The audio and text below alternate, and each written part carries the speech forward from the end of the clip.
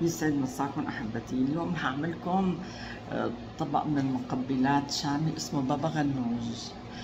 بابا غنوج عبارة عن باذنجان حبته كبيرة، بنشويه على النار على راس الغاز من فوق، مو بالفرن. بالفرن بيطلع مثل المسلوق طعمته مو طيبة، لازم ينشوى على راس الغاز من فوق على. بعدين بنقشره، بعد ما نقشره من بالسكين نهرسه بالسكين.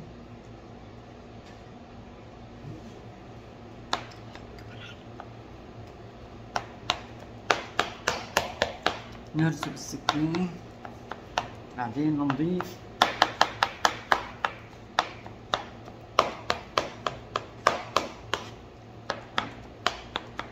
بعد ما بنهرسه نقيم العنق. طبعا لليوم اللي ححطهم استخدمهم لعملهم ديكور لون للباذنجان للبابا غنوج. هلا ححط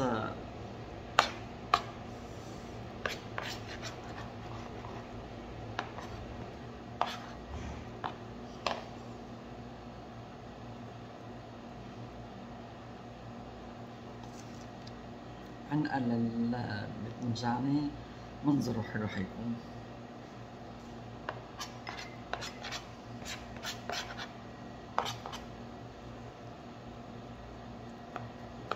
هرسناها منيح، اختصرنا الوقت. بعدين هلا بدنا نحط المقادير، المكونات تبعها. بنحط مع البابا غنوج بقدونس ونعناع وفلفله حاره وفلفله حلوه، فلفله حمراء وفلفله خضراء، وبصل طبعا مفروم ناعم، ودبس رمان وزيت زيتون وجوز. هلا حنحط البقدونس، نحط البقدونس.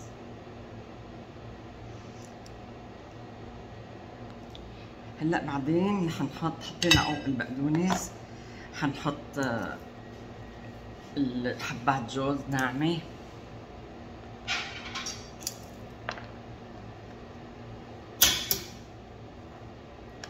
هلا بدنا ناخذ الفلفله والبصل.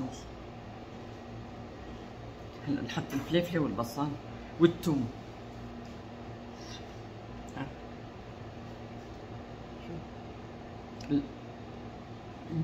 الصينيه كلها.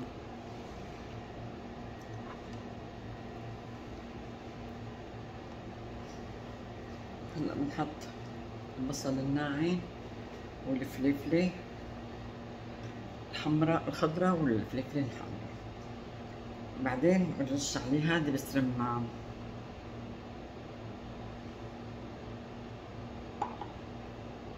رش دبس رمان. انا حاطه ثوم مع الباذنجان، مع الدبس رمان عفوا. هلا بدنا نزينها.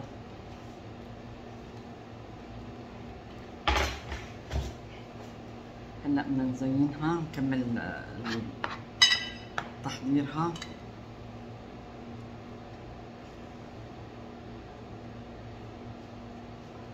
حط النعناع،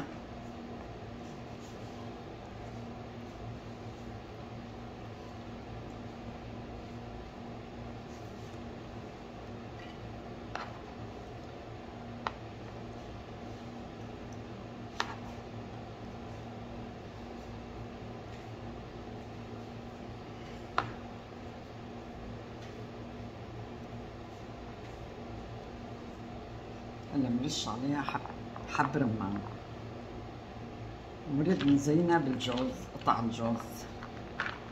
هي طيبة كتير بالجوز، هي لازمها جوز كتير يعني تحطي معها. آخر مرحلة بنحط عليها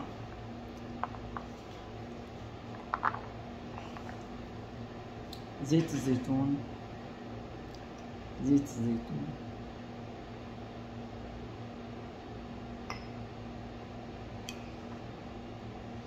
كمان بنزينها بدبس رمان.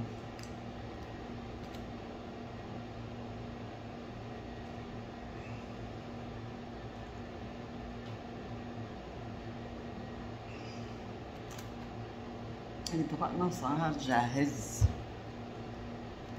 طبقنا صار جاهز. البابا غنوج الشامي على اصوله. البابا غنوج الشامي على اصوله.